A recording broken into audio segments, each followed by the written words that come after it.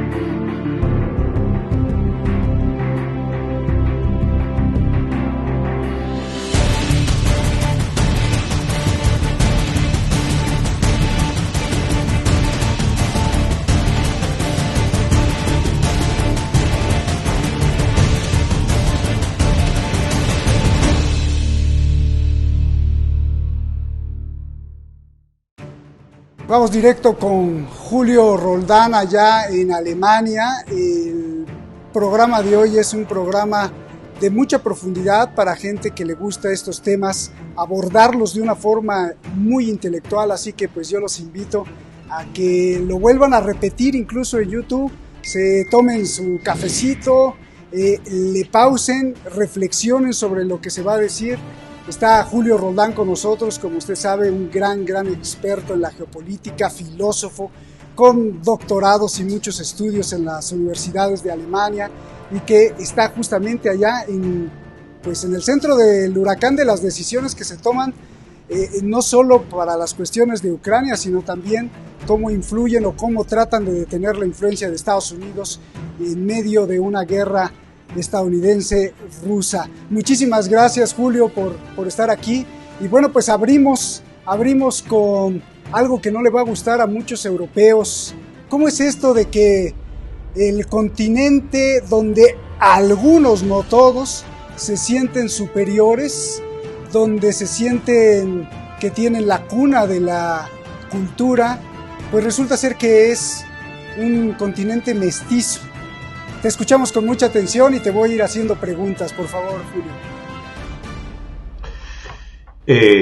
Buenas noches, una vez más. Gracias por la invitación. Sí, vamos a tocar un tema que es relativamente vigente y además de ese es un viejo tema, diríamos.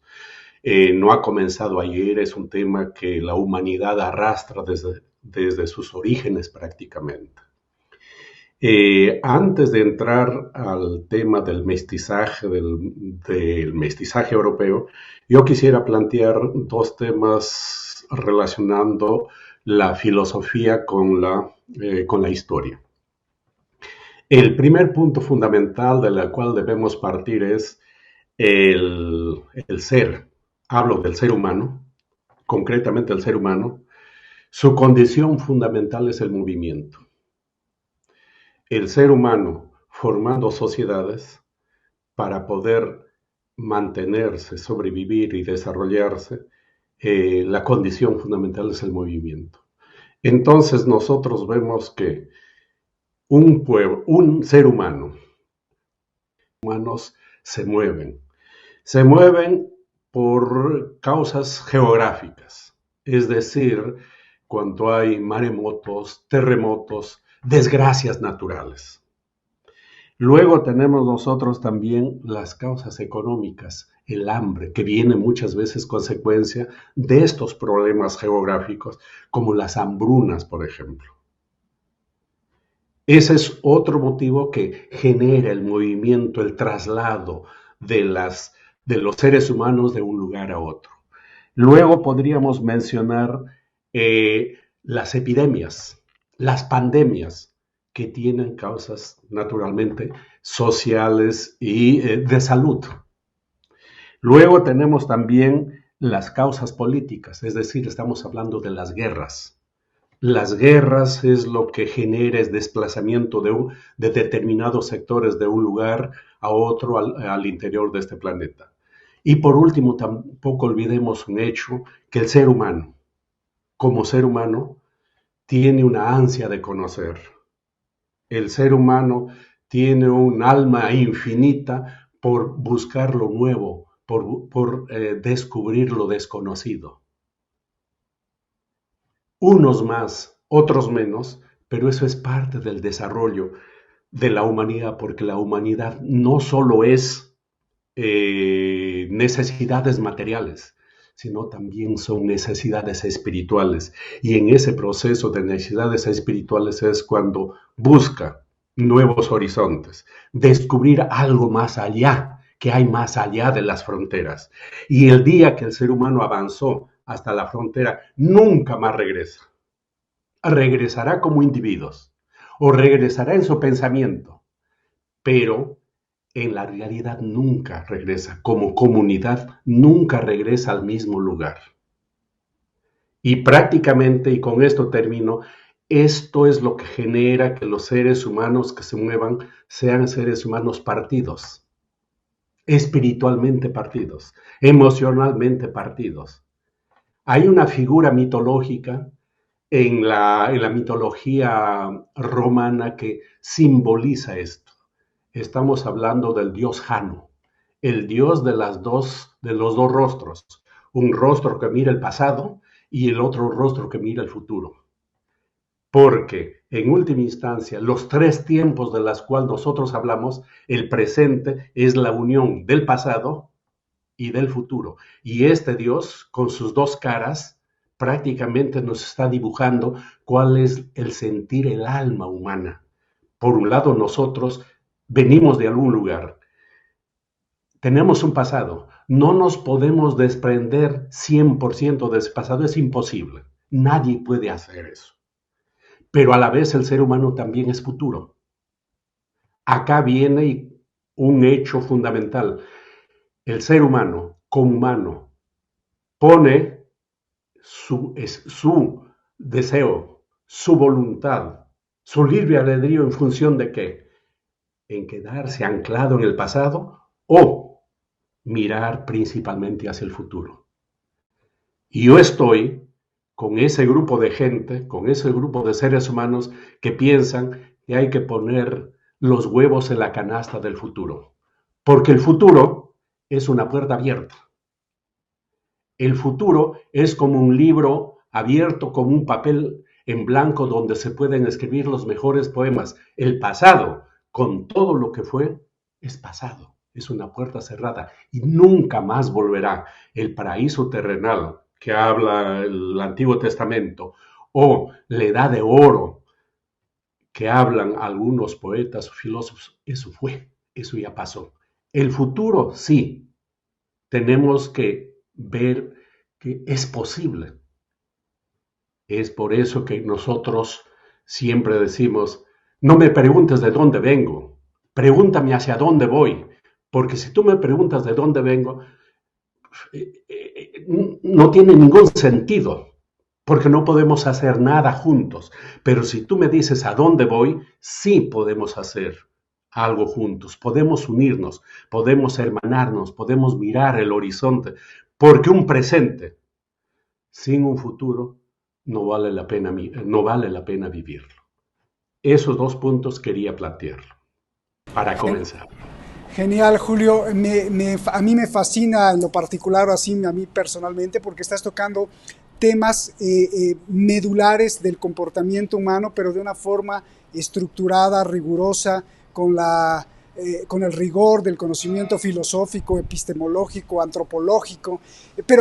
Y te quiero preguntar ahí antes de seguir avanzando, tu primer postulado prácticamente elimina la posibilidad de argumentar que alguien se sienta o que alguien aplique el racismo.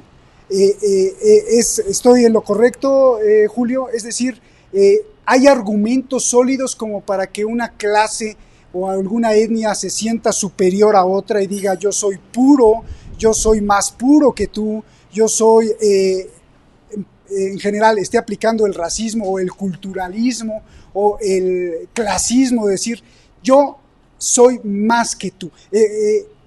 ¿Hay algún argumento que pueda justificar esto? ¿O cómo lo explicas tú? ¿O por qué sucede? ¿Por qué existe? Vamos con lo primero, centremos en lo primero, porque eso nos va a ayudar a entender en términos muy generales lo demás que viene. Tengamos presente lo siguiente. Por 1870-80 aparece el trabajo de Darwin sobre el tema de la selección de las especies y todo eso.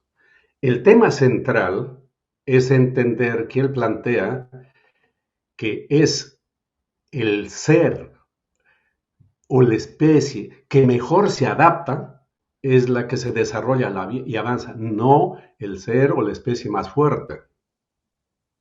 Ahí hay una diferencia entre decir fuerte y decir la especie que mejor se adapta, lo que mejor se adapta a la realidad geográfica del clima, de la comida, etcétera, etcétera, etcétera. El gran problema es que por esos tiempos aparecen algunos teóricos, entre ellos un sociólogo inglés, Herbert Spencer, que biologiza, lleva estos planteamientos biológicos que hace el estudio hecho por Darwin, lo lleva a la sociología. Y es la etapa cuando comienza todo ese fenómeno del racismo, porque tiene que ver fundamentalmente con el nuevo reparto de África. Se sentaron en una mesa y comenzaron a dividir, casi con regla, el mapa de África. Esto para ti, esto para ti, esto para mí. Pero eso necesita una justificación. Y la justificación viene especialmente por el lado del racismo. La base fundamental sería la raza. Hablan y plantean el tema de la raza. La raza en los seres humanos, y ya lo hemos dicho muchas veces, y eso lo demostró un congreso de 1905 en Montevideo, Uruguay, de biólogos y genéticos, que las razas a nivel de los seres humanos no existen. Existen al interior de los animales. ¿Por qué? Porque cuando hay un cruce normalmente de un animal, de una especie con otra, no hay resultados, no hay consecuencias, a excepción de 3 o 4 animales, como por ejemplo cuando unimos un asno con una yegua. Entonces da el resultado la mula o el macho, como se llame. Pero ¿qué sucede? Ahí se agota, ya no da más, se acabó. Pero a nivel de los seres humanos no. Nosotros podríamos cruzar los esquimales con los africanos con los latinoamericanos, es decir, siempre va a haber resultados. Entonces no se agota. Esa es la razón central para sostener que al interior de los seres humanos no se puede hablar de razas. Sí, al interior de los animales, que es otro tema lógicamente. Pero ¿qué pasa? Que no exista la raza, eso no quiere decir que no existe el racismo como ideología. El racismo como una construcción ideológica para justificar, ya dije, ese momento histórico, el nuevo reparto de África, por ejemplo. Y de ahí se ha comenzado a trabajar en gran medida y llegan al extremo, bueno, en el caso de Europa llegó al extremo con el fascismo. Las razas superiores serían aquellas designadas por la naturaleza, por la evolución de la naturaleza, a mandar, a orientar y a gobernar. Y ese es un fenómeno que se mantiene hasta hoy. Por ejemplo, una cosa muy simple, es decir, el gran problema es que ese tema se ha naturalizado en nuestra vida y se ha espiritualizado en nuestro ser. Siempre escuchas o escuchamos decir, la gente de color. ¿Y a quién se refieren con la gente de color? Se refieren a los negros, o lo que diríamos nosotros, los que tienen la piel con un pigmento oscuro, la gente de color. Y lo repite en todo el mundo, o en casi en todo el mundo. Y nos preguntamos, ¿los demás no tienen colores? Los únicos, la única gente de color son los negros, son los morenos. Los mestizos, los blancos, no tienen color. Y eso está tan institucionalizado, está tan metido en la vida nuestra, que nosotros, sin darnos cuenta inconscientemente, manifestamos rasgos, características, poses racistas. Claro, por lo menos podríamos decir que somos conscientes de ello y en alguna forma nos estamos controlando, haciendo una guerra interna con nosotros mismos para evitar el tema de que se siga propagando. Pero como repito, y con esto termino, la raza no existe, pero sí existe el racismo, y el racismo es instrumentalizado, es utilizado no solo para el problema del color de la piel o los rasgos físicos, sino también ayuda en mucho al clasismo y ayuda en mucho al culturalismo, que sería un tema para seguir desarrollando. Ahora, no sé, tú me preguntabas el caso de Europa, el caso del mestizaje en Europa.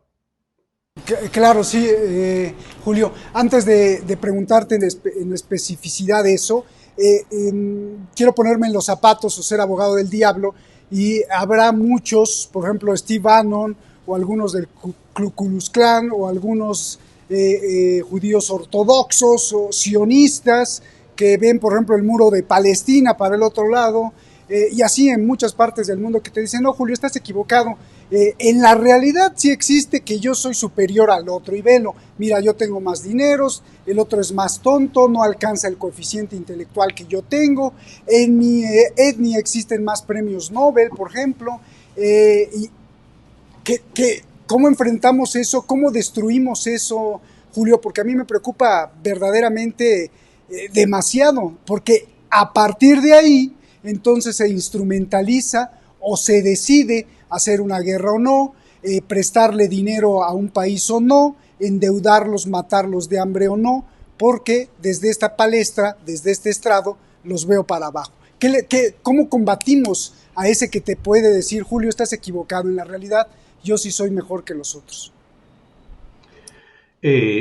Una vez más, vayamos y repitamos que son ideologías que tienen que ver con el tema económico, con el tema cultural y con los temas que ellos se autoasignan. Nos preguntaríamos, ¿por qué Europa o por qué estos tipos de personas sostienen y dicen eso?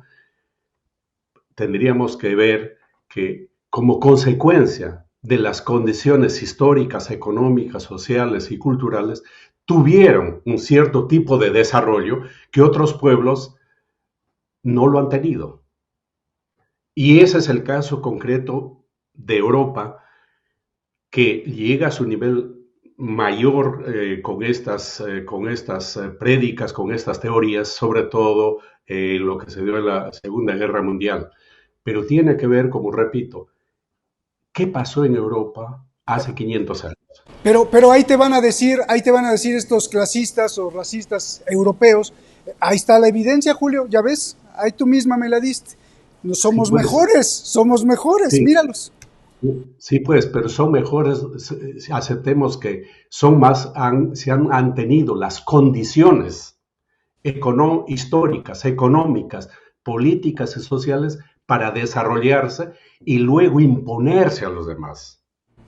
No porque venga en sus células, no porque venga como consecuencia de una raza, sino busquemos la explicación en la realidad de los hechos que tienen que ver con la historia, con la economía, con la política, con la ideología.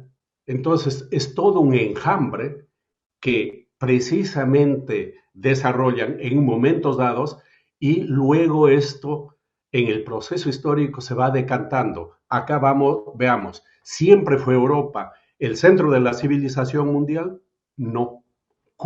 Digamos, aceptemos que aparece a partir de hace 500 años atrás, pero nos olvidamos que hace 2000 años atrás, 2500 años atrás, China fue el centro de la civilización mundial. ¿Qué sucede actualmente?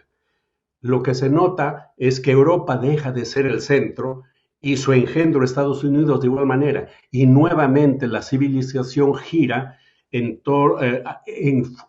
función de regresar al oriente, y yo pienso concretamente China. Eso sería un argumento para decir, los chinos son más inteligentes, son una raza superior. No es ningún argumento. ¿Por qué vuelve? Por las condiciones históricas, económicas, políticas y sociales, que eso generan cultura, eso genera filosofía, eso genera lógicamente formas de pensar que se alimenta y se retroalimenta con la realidad. Pero no es porque han nacido biológicamente con esas condiciones. Porque si sería así, ¿qué pasaría? Solo te pongo un caso. Hablemos de 5 o 10 grandes filósofos o científicos. ¿Por qué los hijos de esos grandes científicos no son científicos mucho más grandes y poderosos, potentes que sus padres? ¿Por qué no? ¿Por qué? Porque las condiciones históricas, económicas, políticas y sociales para que aparezca un Albert Einstein estuvieron dadas en Europa, en Alemania, en la zona de donde él nació, se desarrolló, se socializó, y no estuvieron dadas en África, tampoco en México o en Bolivia, estuvieron dadas acá. Entonces busquemos la explicación en eso. Pero ¿qué pasa con los hijos? Si sería una cuestión hereditaria, si sería una cuestión biológica, supuestamente de raza, entonces los hijos de estos científicos serían mucho más grandes que sus padres. La realidad que te demuestra que ninguno es mucho más grande que sus padres. No han producido. ¿Y por qué? Porque las necesidades, porque las condiciones estamos hablando de Europa, es greco-latina. Pero ¿de dónde vienen a Roma y a Grecia? Vienen del Medio Oriente, y el Medio Oriente fue un puente que unía con el Oriente, con el Extremo Oriente. Es decir, estamos mezclados, estamos relacionados. Ya creo que dijimos la vez pasada, vemos que cantidad de hechos y cosas que han sucedido en el Extremo Oriente, concretamente en China, llegó a Europa, y en Europa lo aclimataron, lo tomaron, lo desarrollaron y lo utilizaron. La pólvora, el papel, el fideo, el fútbol, es decir, cantidad de descubrimientos, inventos, vienen de esa parte. Se recrean acá, regresan allá en los últimos años, dicen, los chinos nos están copiando, pero ¿qué quieren que hagan? Si ustedes también lo copiaron a los chinos, nadie ha copiado a nadie. Ese es un intercambio permanente. El tema, y con esto concluyo, es que utilizan estas condiciones para presentarse no solo a nivel étnico, sino a nivel político, a nivel cultural, como los que están predestinados a orientar los destinos, no solo de la sociedad europea, sino la sociedad en su conjunto. Recordemos qué han hecho los europeos con China. Nuevamente recordemos qué hicieron los europeos con América Latina. Nuevamente qué hicieron los europeos con África. El gran problema es que en estos últimos tiempos están devolviendo, concretamente África, está devolviendo lo que Europa les ha dado. Ellos han llevado hambre, miseria. en 500 años de existencia de dominio colonial no han solucionado los problemas básicos de África. Simplemente lo que han hecho es saquear sus riquezas y además de eso, convertirles a ellos en un continente de esclavos. Hoy, especialmente, la gente de África está devolviendo, vuelve a Europa. Ahora les dan la respuesta. No tienen armas, no tienen dinero, vienen y trabajan y se enfrentan y viven con su cuerpo. Y esa es la diferencia con lo que está sucediendo actualmente y con lo que sucedía anteriormente. Es decir, la movilidad social, la inmigración interna o externa es masiva y rápida. Y eso tiene que ver con el desarrollo del capitalismo, tiene que ver con el desarrollo de la globalización. Hace 50 años, 40 años no se daba esto.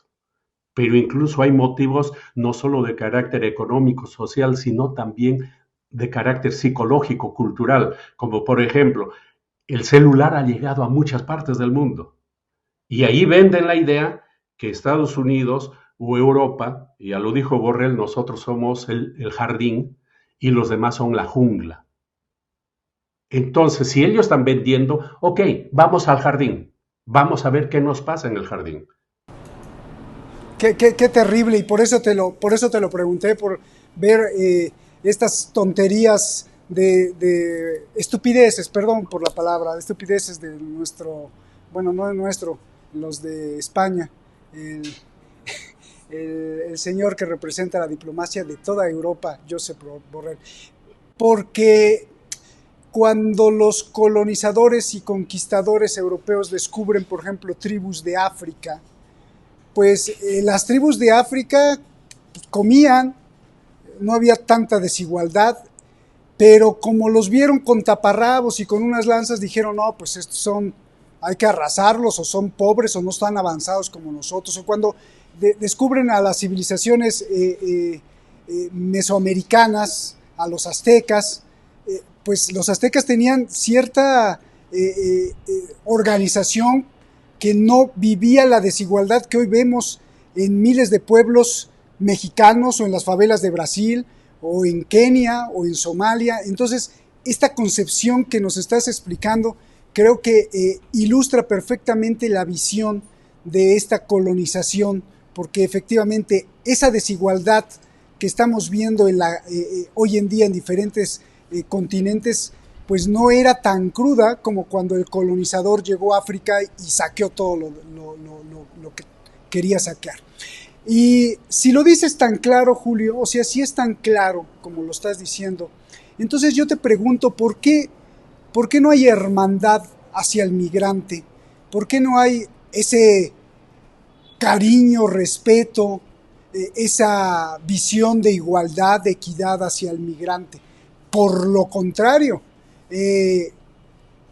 hay cosas verdaderamente terribles. Cada vez se le sube más el muro, cada vez se le encarcela más, cada vez hay más concertinas o alambre de púas para no dejarlo pasar, cada vez se le golpea más. Aquí en México, por ejemplo, vivimos un problema. El día de hoy vivimos una ola de migración tremenda desde el sur, gente, hermanos latinoamericanos que van con desesperación a Estados Unidos. El día de hoy, en este septiembre, se acaba de revelar que en este septiembre pasado 200,000 arrestos en la frontera.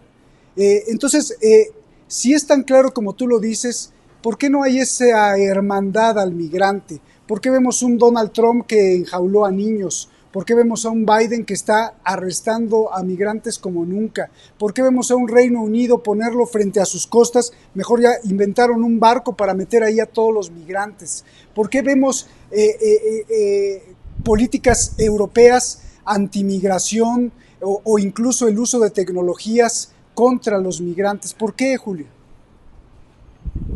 Pero aclaremos lo siguiente, lógicamente que ellos,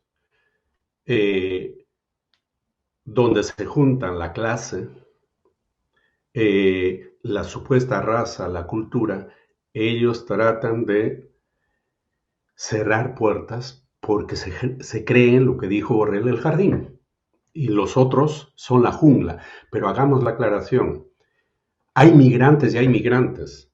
Hay migrantes que llegan a Europa o a Estados Unidos, pero tienen dinero, así sean negros, amarillos o marrones, pero si tienen dinero, encuentran espacio y encuentran lugar en esa sociedad. Criminales o En al- narcos también. ¿Cómo? Criminales o narcos también, si llegan con dinero, pues dejan de Por ser supuesto, migrantes. lo importante es que el sistema se mueve así. Aquí en Alemania hay 6 millones de extranjeros que viven en Alemania, no tienen que aprender el idioma alemán,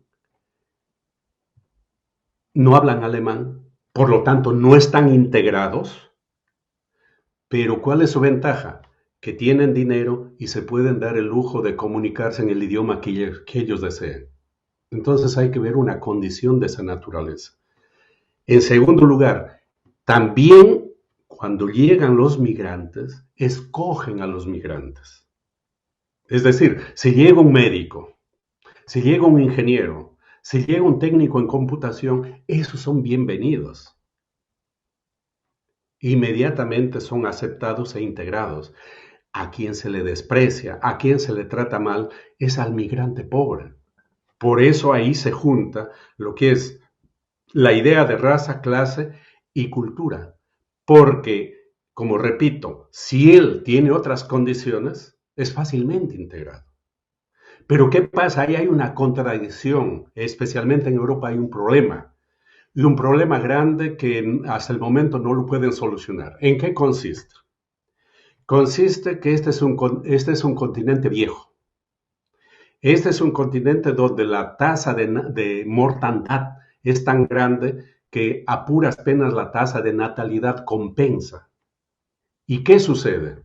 Sucede sencillamente que conforme avanzan los meses, los días, los años, esta sociedad ya no hay jóvenes, no hay gente joven para que puedan tomar las riendas y cargar con estos países.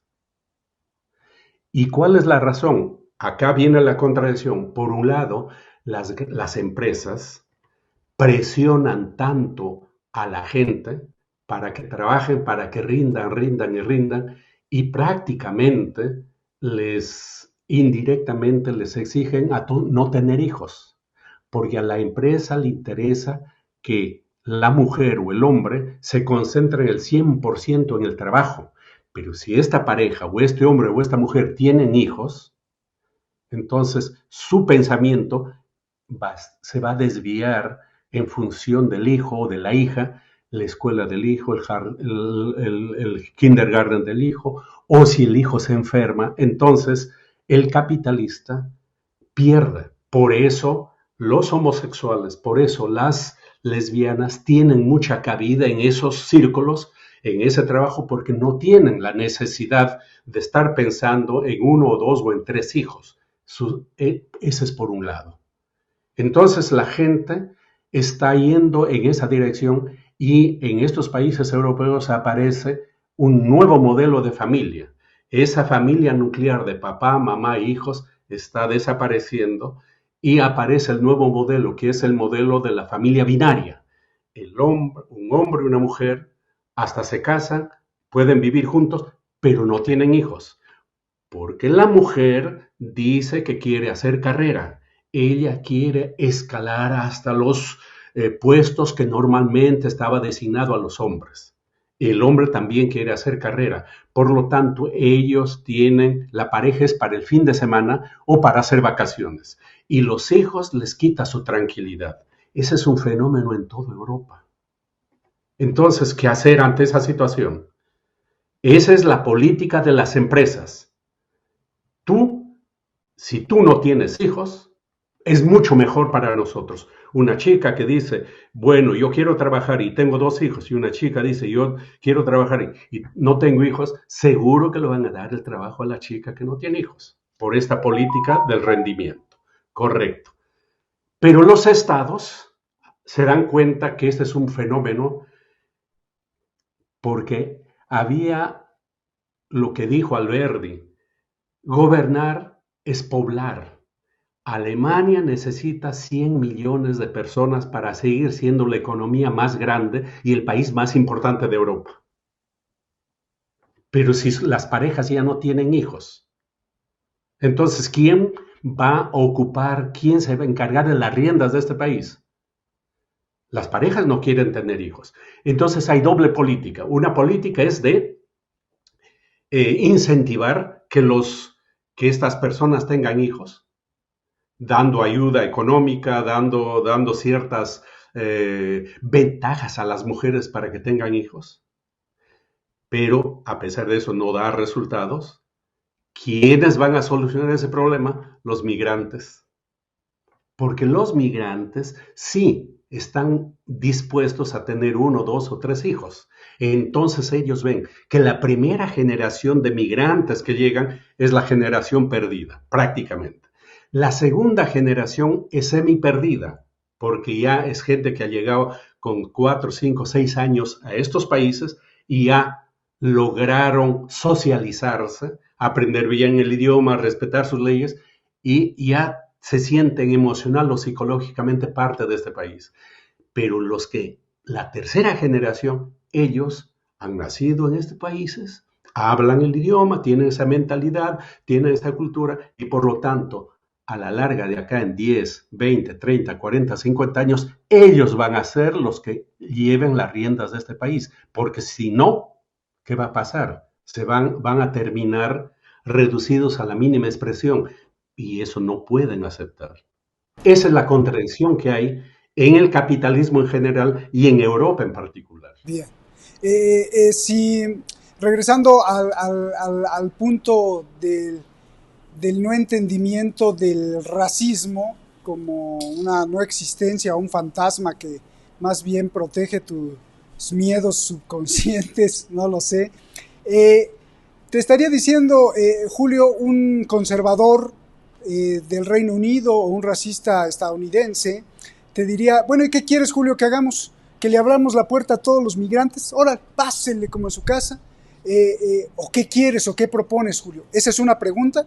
Y dos, Julio, ¿qué hacemos con migrantes, por ejemplo, en Alemania, que quieren imponer a fuerza, sí o sí, la Sharia? Entonces, cuando ven una alemana con minifalda, le caen a golpes o la tapan o hasta la violan. ¿Qué hacemos con esos dos puntos que te pregunto, Julio? Bueno, eso demuestra que simple y llanamente el problema o el tema de la integración en los países estos no ha funcionado. Tendrían que entrar a revisar su política de integración, porque siempre hay dos actores, los que quieren, los que llegan y los nativos. Si el que viene no quiere integrarse, va a ser imposible que se logre un nivel de integración. Pero tampoco solamente es el tema del que llega, es el tema también del receptor, es también del nativo, que tiene que entrar en una etapa de conversación, podríamos decir.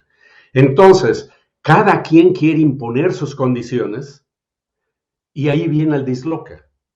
Ahí viene lo que vemos con mayor fuerza en Francia. Es decir, ¿qué han hecho con esa juventud? ¿Qué han hecho con esa primera, la segunda, tercera generación? ¿Qué ha hecho la burguesía francesa, el Estado francés, por integrar a esa población? Lógicamente siempre va a haber algunos sectores que no van a querer integrarse, correcto, pero ahí hay un tema, discusión, lo que es la integración y la asimilación. ¿Dónde está el punto, la línea que diferencia unos de otros? Ese es un tema que se podría seguir conversando, pero en concreto, en alguna forma, estos países o los sectores que llegan a esta parte del mundo vienen en respuesta no solo histórica, sino económica y social de los últimos tiempos, porque estos países, las empresas que tienen control en estos países, llegan a otras partes del mundo, América Latina, África, Asia, y sencillamente imponen condiciones preguntan a la población nativa, ¿desean que ellos entren a estas zonas? No hay esa política de diálogo. Entonces vemos que hay esa contradicción, ese disloque, ¿y qué hacer? Ese es un tema que seguramente se tendrá que seguir conversando porque tampoco es muy fácil. ¿Qué podrían hacer? Una de las medidas podría ser generar el desarrollo, la industrialización en estos países, digamos Centroamérica, Sudamérica, para evitar que esa gente vaya a Estados Unidos. Pero nos preguntamos, ¿el gran capital que paga sus impuestos en Estados Unidos estará en condiciones de hacer eso? Y así evitarían que la gente venga a estos países considerados centro, a estos grandes países considerados cuna de la industrialización del gran capital. Podría ser podría ser tal vez alguna salida y buscar otro tipo de salidas, pero no obstante eso, siempre la inmigración interna del campo a la ciudad en los países del tercer mundo o del sud global, como se llama, y de estas zonas a los países altamente desarrollados, industrializados, va a continuar. Pondrán una serie de medidas, muros eléctricos, pero la necesidad va a ser que esa gente busquen caminos, medidas, formas como llegar a estos países que, dicho sea de paso, les venden la idea que son, como dijo Borrell, algo así como el jardín, ¿no? Como el paraíso. Otro punto muy importante es la permeabilidad de las leyes sociales que rigen a una sociedad. Parece esto muy abstracto, pero en lo práctico voy a dar unos ejemplos que podrían ser sorprendentes, en donde se ve el racismo, donde se ve el clasismo, donde se ve el yo soy yo y los demás no son como yo. Por ejemplo, en la República Islámica de Irán, en Irán, la constitución política está diseñada de tal forma que jamás por hagas lo que tú hagas, te cases con una musulmana y te conviertas al Islam, te cases con una iraní, jamás vas a poder ser un iraní, jamás. Quizá te dan la residencia, pues, pero nunca. Israel, jamás de los jamás es así, jures de que te convertiste al judaísmo o que profesas lo que ellos quieran o te cases con... Jamás vas a ser, a partir sobre todo de las reformas de Netanyahu hace unos años, jamás vas a ser de esa parte esencial de un israelí de verdad, ¿no? Porque hay por capas. Y así en muchos países del mundo no puedes acceder a ser... Y entonces esta ideología está permeando los centros neurálgicos de la ley. ¿Cómo entiendes tú esto? ¿Cómo lo analizas? ¿Cómo lo ves, Julio? Bueno, yo conozco también algo de Irán, estuve ahí, creo que tú has estado un buen tiempo trabajando por ahí, también pasé, pero un poquitito conozco el caso más en el caso de Israel, parten de un principio, claro, hay que entender al Israel como Estado, y hay que diferenciar de lo que es el judío o lo que se llama judíos y lo que es el sionismo, porque no es lo mismo. Comúnmente se utiliza el término de la manera más irresponsable y no nos conduce a nada. Entonces, haciendo la diferenciación de lo que es Israel como Estado, el judío que se reclama ya culturalmente o de una religión, y el sionismo como el aspecto político. Haciendo la aclaración que no es lo mismo, algunos sectores, en el caso concreto de Israel, sostienen que para ser, yo no sé, judío o israelí, tienes que tener madre judía o israelí. ¿Eso qué implica? Que es una herencia. Y eso implica que es la sangre, que es la biología quien está determinando. Y eso es racismo.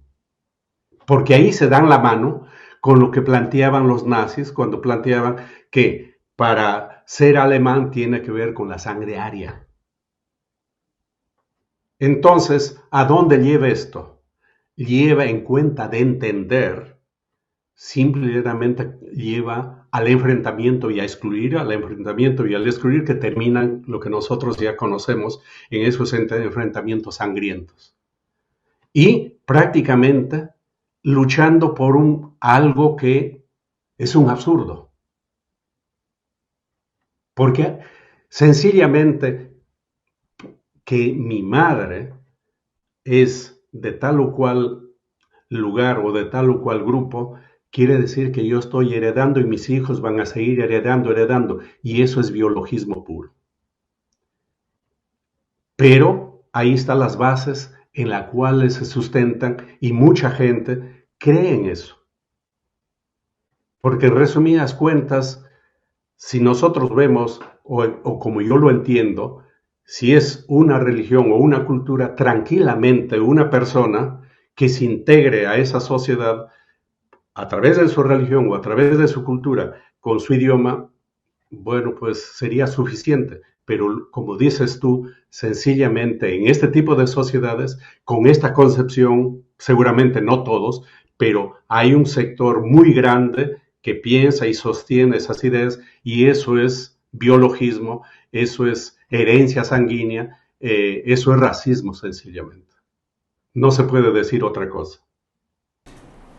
Bien, bien, Julio. En otro de los puntos, me parece muy, muy importante, y por aquí tú escribes, quiero leer lo que escribes en un muy buen artículo sobre la cuestión de las migraciones, y no sé, yo lo entendí así, tú me lo explicarás, que hay gente que recurre al pasado para explicar la inmanencia o la permanencia de su propia especie, clase, raza, o como le quiera o como le entiende ese tipo de personas, ¿no?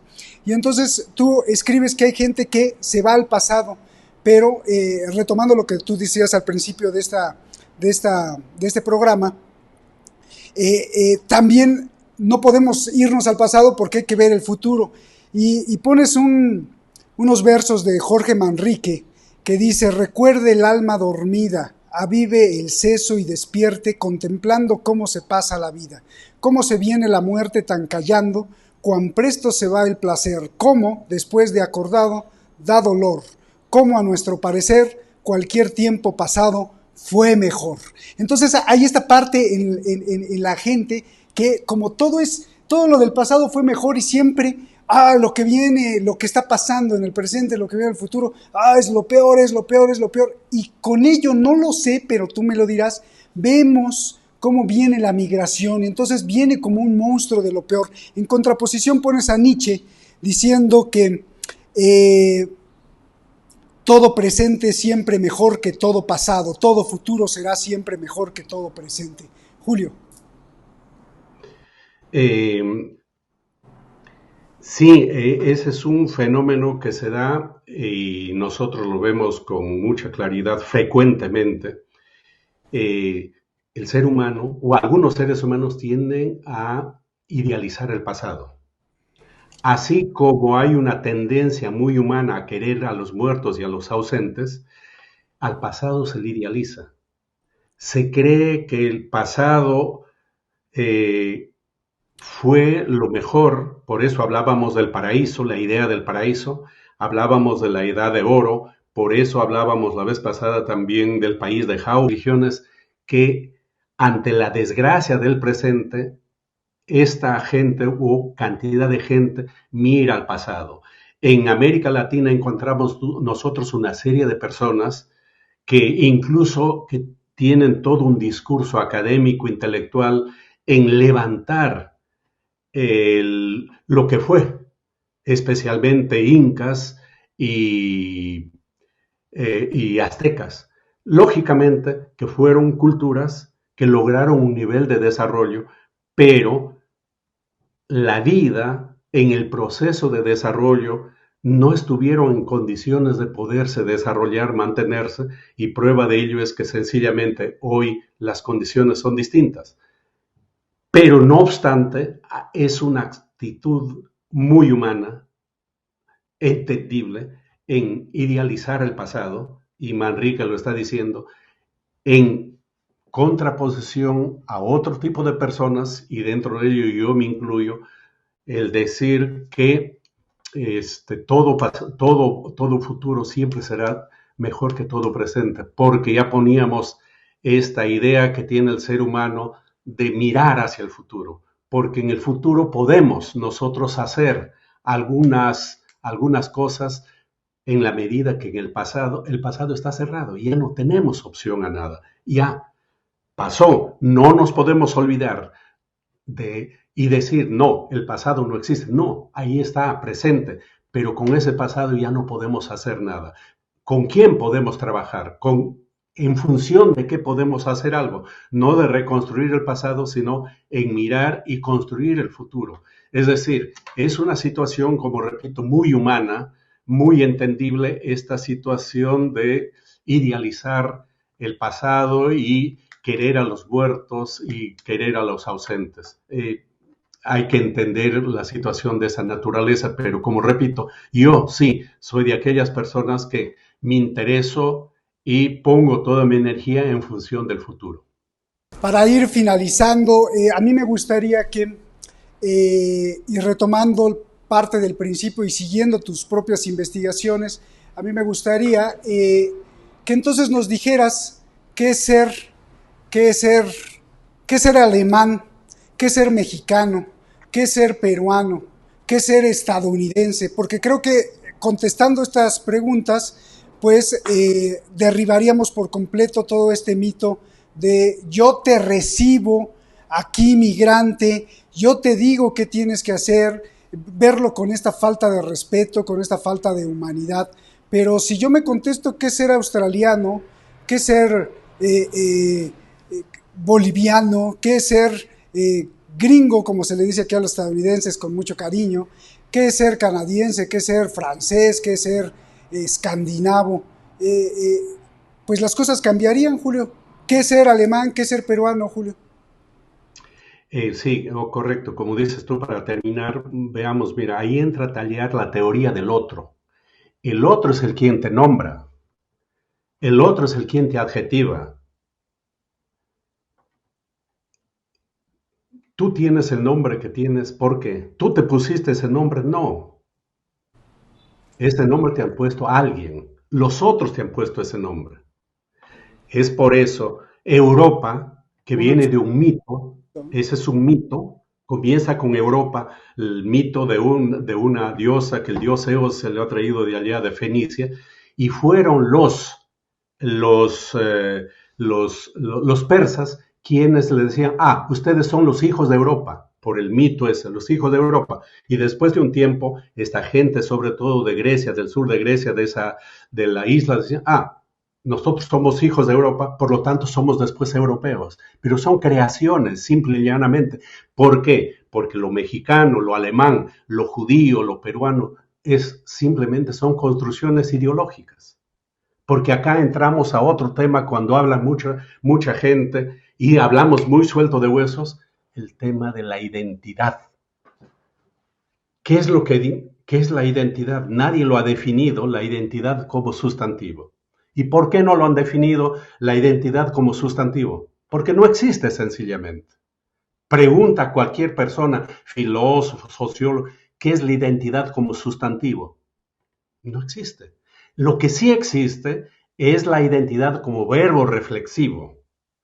Esa es otra cosa. O la identidad como sentimiento.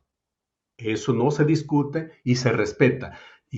¿Por qué tú tienes el sentimiento de ser mexicano? La ciudadanía mundial. La solución ante este problema es, nos sobra y nos basta considerarnos seres humanos. Y si podemos ser ciudadanos del mundo, intentar de sentirnos bien donde diablos estemos, a pesar de los problemas que puede haber, esa es la única solución, porque la tendencia en el mundo es a estas mezclas, a estos cambios. ¿Y qué pasa con esta gente? Ya te puse un ejemplo teórico. ¿Qué pasa con estos chicos de madre de un lugar, de un país, del padre de otro país, que nacen y se socializan en otro país?